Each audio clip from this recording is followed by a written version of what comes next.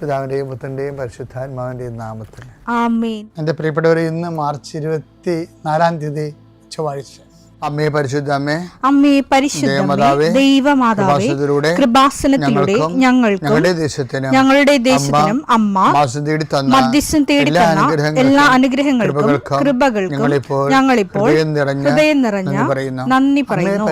അമ്മേ പരിശുദ്ധമേ, ദൈവമാതാവേ, 2004 ഡിസംബർ 7 ഉച്ചകഴിഞ്ഞ് 2:30 കൃപാസനത്തിൽ സംഭവിച്ച അമ്മയുടെ പ്രത്യക്ഷപ്പെടലിനെ കുറിച്ച് തിരുസഭയ്ക്ക് സമർപ്പിച്ചിരിക്കുന്ന പഠനരേഖകളുടെ മേൽ സഭാത്മകമായ പഠനം ആരംഭിക്കുവാൻ ഞങ്ങൾ പ്രാർത്ഥിക്കുന്നു. അമ്മേ പരിശുദ്ധമേ, ഭൂസ്വർലോകങ്ങളുടെ രാജ്ഞിയായ അങ്ങേയ്ക്ക് ഭൗമസംരക്ഷണത്തിനായി പ്രപഞ്ചപ്രകൃതിയെ തന്നെ തിരുസഭ പ്രതിഷ്ഠിക്കുവാൻ ഈ പ്രത്യക്ഷീകരണം വഴി ഇടയാക്കണമേ. പരിശുദ്ധമേ, ജപമാല മാതാവേ, സകല കൃപാസനം പ്രാർത്ഥനയോടും ചേർത്ത് ഞങ്ങളിപ്പോൾ പ്രാർത്ഥിക്കുന്ന ഈ കുടുംബത്തിന്റെ പ്രത്യേക നിയോഗം പറ മക്കളെ.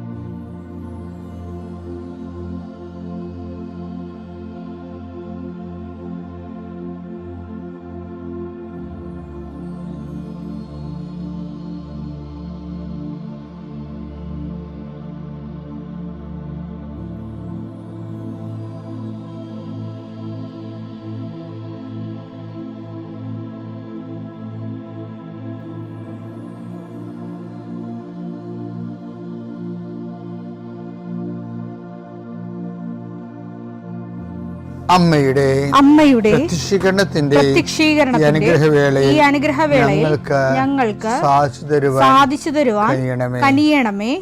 ആമേൻ. വിശ്വാസ പ്രമാണം. സർവശക്തനായ പിതാവും ആകാശത്തിന്റെയും ഭൂമിയുടെയും സൃഷ്ടാവുമായ ദൈവത്തിൽ ഞാൻ വിശ്വസിക്കുന്നു. അവിടുത്തെ ഏകപുത്രനും ഞങ്ങളുടെ കർത്താവുമായ ഈശോമിശിഹായിലും ഞാൻ വിശ്വസിക്കുന്നു. ഈ പുത്രൻ പരിശുദ്ധാത്മാവിനാൽ ഗർഭസ്ഥനായി കന്യകാമറിയത്തിൽ നിന്ന് പിറന്ന് പൊന്തിയോസ് പീലാത്തോസിന്റെ കാലത്ത് പീഡകൾ സഹിച്ച് കുരിശിൽ തറയ്ക്കപ്പെട്ട് മരിച്ച് അടക്കപ്പെട്ട് പാതാളങ്ങളിൽ ഇറങ്ങി മരിച്ചവരുടെ ഇടയിൽ നിന്ന് 3-ാം നാൾ ഉയർത്ത് സ്വർഗത്തിലേക്ക് എഴുന്നള്ളി സർവശക്തിയുള്ള പിതാവായ ദൈവത്തിന്റെ വലതുഭാഗത്തിരിക്കുന്നു. അവിടെ നിന്ന് ജീവിക്കുന്നവരെയും മരിച്ചവരെയും വിധിക്കുവാൻ വരുമെന്നും ഞാൻ വിശ്വസിക്കുന്നു. പരിശുദ്ധാത്മാവിലും ഞാൻ വിശ്വസിക്കുന്നു. വിശുദ്ധ കത്തോലിക്കാ സഭയിലും പുണ്യവാന്മാരുടെ ഐക്യത്തിലും പാപങ്ങളുടെ മോചനത്തിലും ശരീരത്തിന്റെ ഉയർപ്പിലും നിത്യമായ ജീവിതത്തിലും ഞാൻ വിശ്വസിക്കുന്നു. ആമേൻ. സ്വർഗ്ഗസ്ഥനായ ഞങ്ങളുടെ പിതാവേ, അങ്ങയുടെ നാമം പൂജിതമാകണമേ. അങ്ങയുടെ രാജ്യം വരണമേ. അങ്ങയുടെ തിരുമനസ് സ്വർഗത്തിലെ പോലെ ഭൂമിയിലും ആകണമേ. അന്നു വേണ്ടുന്ന ആഹാരം ഇന്ന് ഞങ്ങൾക്ക് തരണമേ. ഞങ്ങളോട് തെറ്റ് ചെയ്യുന്നവരോട് ഞങ്ങൾ ക്ഷമിക്കുന്നത് പോലെ ഞങ്ങളുടെ തെറ്റുകൾ ഞങ്ങളോടും ക്ഷമിക്കണമേ. ഞങ്ങളെ പ്രലോഭനത്തിൽ ഉൾപ്പെടുത്തരുതേ, തിന്മയിൽ ഞങ്ങൾ രക്ഷിക്കണമേ. ആമേൻ. നന്മ നിറഞ്ഞ മറിയമേ, സ്വസ്തി. കർത്താവ് അങ്ങയുടെ കൂടെ സ്ത്രീകളിൽ അങ്ങ് അനുഗ്രഹിക്കപ്പെട്ടവളാകുന്നു. അങ്ങയുടെ ഉദരത്തിൻ ഫലമായി ഈശോ അനുഗ്രഹിക്കപ്പെട്ടവനാകുന്നു.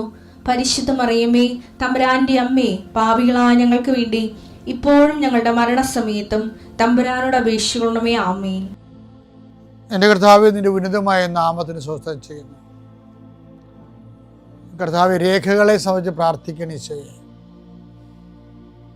രേഖകൾ കയ്യിലില്ലെങ്കിൽ പോലും മനസ്സുകൊണ്ട് നിങ്ങൾ ആ രേഖകൾ നിങ്ങളുടെ കയ്യിൽ ഓർക്കുക. ചിലപ്പോൾ മാർക്ക് ലിസ്റ്റ് ആകും, ചിലപ്പോൾ സർട്ടിഫിക്കറ്റ് ആകും, ചിലപ്പോൾ ഹോൾ ടിക്കറ്റ് ആകും, ചിലപ്പോൾ പ്രമാണമാകും, ചിലപ്പോൾ നക്കലാകും, ചിലപ്പോൾ പറമ്പ് തരം മാറ്റാനുള്ള അപേക്ഷയാകും, ചിലപ്പോൾ നിങ്ങൾക്ക് വീടിന് നമ്പർ കിട്ടാൻ വേണ്ടിയുള്ള പ്രയാസത്തിൻ്റെ അതിനുള്ള അപേക്ഷ. എല്ലാം മനസ്സുകൊണ്ട് ഓർക്കുക. ആ രേഖകൾ ലഭിക്കാൻ ആവശ്യമായ രേഖകൾ വിസയുടെ രേഖകളാകാം, അല്ലെങ്കിൽ ഇൻ്റർവ്യൂവിൻ്റെ രേഖകളാകാം, അല്ലെങ്കിൽ വിസ ഇൻ്റർവ്യൂ ആകാം. എല്ലാം രേഖകൾ മനസ്സിൽ ഓർക്കുക.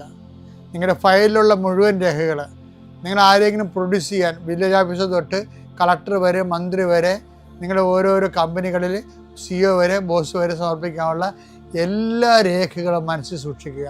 കർത്താവേ, അങ്ങയുടെ മക്കളുടെ രേഖകൾ ഞാനിന്ന് പ്രാർത്ഥിക്കുകയാണ്. ചിലക്ക് രേഖകളില്ല, ചിലക്ക് നഷ്ടപ്പെട്ടു, ചിലക്ക് കിട്ടാനിരിക്കുന്നതേ ഉള്ളൂ, സമയത്ത് കിട്ടണില്ല.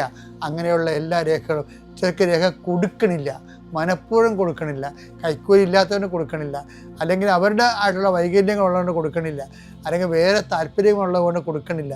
അങ്ങനെയുള്ള പൈശാചികമായ തടസ്സങ്ങൾ യേശുക്രിസ്തു ഉന്നതമായ നാമത്തിൽ സഭയുടെ അധികാരത്തിൽ കുരിശിൻ്റെ അടയാളത്തിൽ 40 വർഷം ഞാൻ അർപ്പിച്ച കൃപാനയുടെ ശക്തിയാൽ കൃപാസ്ഥാനത്താറെ ജീവനോടെ പ്രത്യക്ഷപ്പെട്ട മാതാവിൻ്റെ മധ്യസ്ഥത്താൽ നിൻ്റെ മുഴുവൻ രേഖകളെ അതിൻ്റെ തടസ്സങ്ങൾ വിടുവിക്കുകയും നിന്നെ അനുഗ്രഹിക്കുകയും ചെയ്യുന്നു. നിത്യം പിതാവും പുത്രനും പരിശുദ്ധാത്മാവും നീക്കാമേൻ. എൻ്റെ പ്രിയപ്പെട്ടവരെ, ബൈബിളിലെ ജോഷുവയും വിപ്രവാസ സമൂഹവും വാഗ്ദാന നാട് പ്രവേശിക്കുന്ന ചരിത്രപ്രസിദ്ധമായ അതിമനോഹരമായ ഒരു മുഹൂർത്തമുണ്ട്. അവിടെ വിവരിക്കുന്ന കൂട്ടത്തിലെ അവിടുത്തെ പശ്ചാത്തലത്തിലെ ഒഴുകുന്ന ഒരു നദി ജോർദാനാണ്. ജോർദാൻ നദിയുടെ പശ്ചാത്തലത്തിലാണ് വാഗ്ദാന നാട് പ്രവേശിക്കേണ്ടത്. അത് വായിക്കുമ്പോൾ എനിക്ക് ഭയങ്കര സന്തോഷം വരും. എന്താണെന്നറിയാമോ? ജോർദാൻ നദി എങ്ങനെയാണ്? കൊയ്ത്തുകാലമായതിനാൽ ജോർദാൻ കരകവിഞ്ഞൊഴുകയായിരുന്നു. വാഗ്ദാന പേടകം വഹിച്ചിരുന്നവർ ജോർദാൻ നദീതീരത്തെത്തി. പേടകം വഹിച്ചിരുന്ന പുരോഹിതന്മാരുടെ പാദങ്ങൾ ജലത്തെ സ്പർശിച്ചു. കൊയ്ത്തുകാലം മുഴുവൻ ജോർദാൻ കരകവിഞ്ഞൊഴുകുക പതിവാണ്. വെള്ളത്തിന്റെ ഒഴുക്ക് നിലച്ചു. അതായത് ഈ ഒരു പശ്ചാത്തലത്തിലാണ്, അത് കൊയ്ത്തുകാലമാണ്, ജോർദാൻ കരകവിഞ്ഞൊഴുകുകയാണ്. ഈ ജോർദാൻ കരകവിഞ്ഞൊഴുകുന്ന ജോർദാൻ്റെ പശ്ചാത്തലത്തിലാണ് ഇവർ വാഗ്ദാന നാട്ടിലേക്ക് പ്രവേശിക്കുന്നത്. അത് രസമെന്ന് വെച്ച് കഴിഞ്ഞാൽ ഈ ഒരു പ്രതീകം ഇങ്ങനെ വാട്ടർ മാർക്ക് പോലെ ബൈബിളിൽ ഉടനീളമുണ്ട്.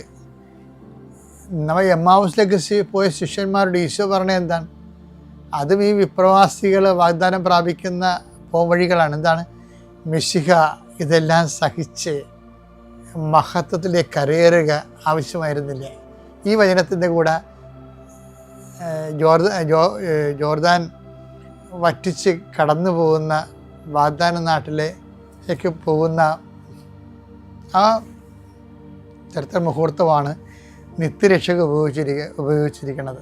എന്താണ്? മിശിഹ ഇതെല്ലാം സഹിച്ച് സ്വർഗീയ ജെറുസലേമിലേക്ക് പ്രവേശിക്കുക ആവശ്യമായിരുന്നില്ല. അപ്പോൾ സഹനത്തിൻ്റെ ജോർദാൻ കടന്നാണ്. പക്ഷെ സഹനത്തിൻ്റെ ജോർദാൻ കടക്കുമ്പോഴേ ഈ ഏത് കരകവിഞ്ഞൊഴുകുന്ന ജലത്തെയും നിശ്ചലമാക്കുന്ന സംവിധാനം അവർക്കുണ്ടായിരുന്നു. അതെന്താണ്? വാഗ്ദാന പേടകം വഹിച്ച പുരോഹിതന്മാർ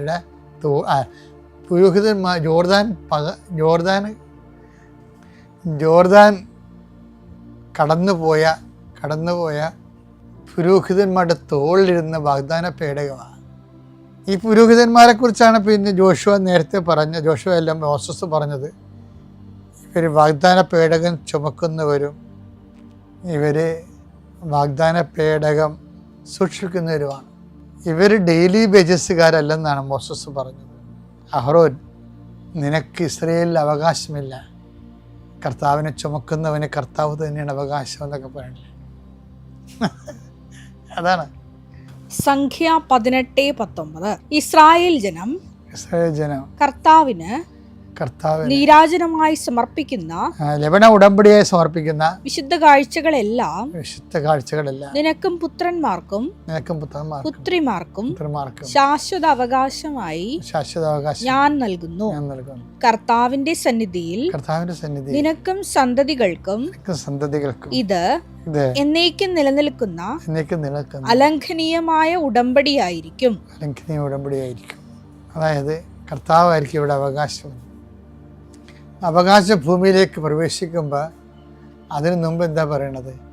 സഹനത്തിൻ്റെ ജോർദാൻ കടന്നു പോകണം. സഹനത്തിൻ്റെ ജോർദാൻ കടന്നു പോകണത് അത് വറ്റിക്കണത് എങ്ങനെയാണ്? നീ സമുദ്രത്തിലൂടെ നടക്കും, നീ നദിയിലൂടെ നടക്കും, നദി നിന്നെ വിഴുങ്ങത്തില്ല. ഏശയ്യാ 43:2. ഏശയ്യാ 43:2. സമുദ്രത്തിലൂടെ കടന്നു പോകുമ്പോൾ ഞാൻ നിന്നോട് കൂടെ ഉണ്ടായിരിക്കും. നദികൾ കടക്കുമ്പോൾ അത് നിന്നെ മുക്കിക്കളയുകയില്ല. അഗ്നിയിലൂടെ നടന്നാലും നിനക്ക് പൊള്ളലേൽക്കുകയില്ല. ജ്വാല നിന്നെ ദഹിപ്പിക്കുകയുമില്ല. ഇത് വരുന്ന വിഷയമേ, നദിയിലൂടെ കടക്കുമ്പോൾ നദി നിന്നെ മുക്കിക്കളയത്തില്ല. എന്താ കാര്യം? ഞാൻ നിന്റെ കൂടെ ഉണ്ടാകുമെന്നാണ് പറയണത്. ഈ ഞാനെന്ന് പറയുന്നത് ആരാണ്? വാഗ്ദാന പേടകമായ പഴയ, അതായത് അതാണ് ഞാൻ പറഞ്ഞില്ലേ, ബൈബിളിൻ്റെ ഓരോ താളുകളിലും കർത്താവിൻ്റെ സാന്നിധ്യം ഉറപ്പ് വരുത്തിക്കൊണ്ടും ഒരു സഹനത്തിന് നദി കർത്താവിൻ്റെ കൂടെ നടന്ന്, കർത്താവിനെ ചുമന്നുകൊണ്ട് നടന്ന് അത് വറ്റിച്ച് മിശിഹ ഇതെല്ലാം സഹിച്ച് മഹത്വത്തിലേക്ക് കരയേറേണ്ടതും ഇതെല്ലാം ഇങ്ങനെ ഇന്റർലോക്ക്ഡാണ്. ലൂക്ക 24:26. ലൂക്ക 24:26. ക്രിസ്തു ഇതെല്ലാം സഹിച്ച് മഹത്വത്തിലേക്ക് പ്രവേശിക്കേണ്ടിയിരുന്നില്ലേ? അപ്പം എൻ്റെ അർത്ഥം, മിശിഹ ഇത് സഹിച്ച് കൊയ്ത്തുകാലമായിരുന്നാൽ യോർദാൻ കരകവിഞ്ഞൊഴുകി. പക്ഷേ വാഗ്ദാന പേടകം വഹിച്ച പുരോഹിതൻ എൻ്റെ കാലുകൾ നദിയിൽ ചവിട്ടിയപ്പോഴും യോർദാനും വറ്റി. അവർ അതാ സഹനത്തിൻ്റെ നദിയുടെ അക്കരയ്ക്ക് വാഗ്ദാന നാട് പ്രാപിച്ചു എന്നാണ് പറഞ്ഞത്. പെസഹായുടെ ഒരു നിഴൽ രൂപങ്ങൾ ഇങ്ങനെ മുഴുവൻ, പെസഹ നിഴലില്ലാത്ത, വാട്ടർമാർക്കില്ലാത്ത ബൈബിൾ ഒരു പേജ് പോലും കാണത്തില്ല. അതുകൊണ്ടാണ് ഈ അവസാനം ഈശോ പറയലേ എല്ലാം പൂർത്തിയായെന്ന്. അത് പറഞ്ഞ് നമ്മുടെ കണ്ണ് നിറഞ്ഞു പോകും. ബൈബിൾ അറിയാവുന്നതിന് കണ്ണ് നിറയും. കാര്യം എന്തൊക്കെയാണ് പൂർത്തിയായെന്നറിയാമല്ലോ. പഴയ ബൈബിളിൻ്റെ ഓരോ പേജുകളിലും പെസഹായുടെ വാട്ടർമാർക്ക്, ജലമുദ്ര കിടപ്പുണ്ട്. എല്ലാം എഴുതപ്പെട്ടിരിക്കണത് എന്തിനാ? എല്ലാം എഴുതപ്പെട്ടിരിക്കുന്നത് ക്രിസ്തുവിന് വേണ്ടിയും ക്രിസ്തുവിൻ്റെ രക്ഷാകര പദ്ധതിക്ക് വേണ്ടിയും അതിൻ്റെ പരിപൂർണ വിജയമാകുന്ന സ്വർഗ്ഗീയ ജെറുസലേമിലേക്ക് മനുഷ്യരാശിയുടെ കൂടെ പ്രവേശിക്കാൻ വേണ്ടിയാണ്. അതിനുവേണ്ടിയുള്ള നടപടിക്രമങ്ങളുടെ മർമ്മപ്രധാനത്തെ ഭാഗമാണ് കുരിശുമരണം. ആ കുരിശുമരണത്തിന് 5 മിനിറ്റ് മുമ്പ് ഈശോ പറയും, it is accomplished. Every page wherever it is stated that Jesus is the Redeemer, it is accomplished. എവിടെയാണ് കർത്താവ് രക്ഷകനാണെന്ന് ഏറ്റു പറഞ്ഞിരിക്കുന്നതും അതിൻ്റെ ബിംബങ്ങൾ, അതിൻ്റെ നാടകീയ രൂപങ്ങൾ, അതിൻ്റെ കഥാരൂപങ്ങൾ, അതിൻ്റെ കവിതാ പ്രേരങ്ങൾ, അതിൻ്റെ വ്യാഖ്യാനങ്ങൾ, അതിൻ്റെ പ്രമേയങ്ങൾ, അതിൻ്റെ ഉപന്യാസങ്ങൾ ഇതെല്ലാം തന്നെയല്ലേ ബൈബിള്. മിശിഹ ഇതെല്ലാം സഹിച്ച് മഹത്വത്തിലേക്ക് കരയേറേണ്ടത് ആവശ്യമായിരുന്നില്ലേ? രക്ഷ അതിൻ്റെ എല്ലാ അർത്ഥങ്ങളോടും കൂടി നമ്മൾ അനുഭവിക്കുന്നതിന് വേണ്ടിയാണ് പള്ളികളിലെല്ലാം കുരിശിൻ്റെ വഴിയും നഗരി കാണിക്കലും.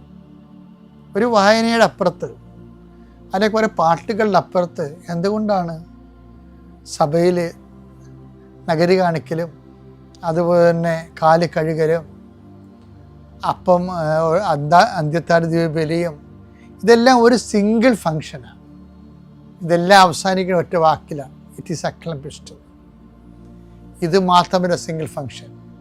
ബൈബിൾ ഇത് ആരംഭിച്ചത് തൊട്ട് അവസാനം വരെ എല്ലാം ഒരു യൂണിറ്റാണ്. അപ്പോൾ ഈ ദിവസങ്ങളിലൊക്കെ നിങ്ങൾ ദൈവകാര്യങ്ങളൊക്കെ ശുശ്രൂഷ പങ്കെടുക്കുമ്പോൾ വളരെ ശ്രദ്ധയോടുകൂടി ഈ ഒരു രഹസ്യം, ദൈവിക രഹസ്യം അനുഭവിച്ച് നിശബ്ദമായി ദൈവത്തെ ധ്യാനിച്ച്, ദൈവത്തെ ലയിച്ച്, ദൈവത്തിൻ്റെ കൂടെ ഹൃദയത്തെ ആന്തരികമായ ഒരു അഭിഷേകാനന്ദം അനുഭവിക്കുന്ന രീതിയിൽ വേണം ഈ കാണിക്കുന്ന നിശബ്ദത കീപ്പ് ചെയ്യാൻ. തീർത്ഥാടനങ്ങൾക്ക് പോകണമല്ല. നിങ്ങളുടെ ഇടവകയിൽ നിങ്ങൾ ഒറ്റ മിനിസ്ട്രി പോലെ ഇത് വലിയ ബുധനാഴ്ച തൊട്ട് വലിയ വ്യാഴാഴ്ച, ദുഃഖ വെള്ളിയാഴ്ച എല്ലാ ശുശ്രൂഷയും കിട്ടിയതിന് ശേഷം വേണമെങ്കിൽ നിങ്ങൾക്ക് തീർത്ഥാടനത്തിന് പോകാം.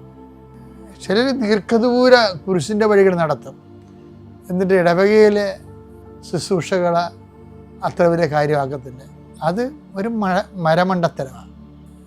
കുരിശിൻ്റെ വഴികളും ആരാധനാക്രമവും തമ്മിൽ യാതൊരു ബന്ധവുമില്ല. സഭയുടെ ആരാധനാക്രമം എക്സ്ട്രാ ആയിട്ട് ഇടക്ക് ചേർത്തിട്ടുള്ള കാര്യങ്ങളാണ്. അത് ലിറ്റർജി അല്ല, ഒരു പാരൽ ലിറ്റർജിയാണ്.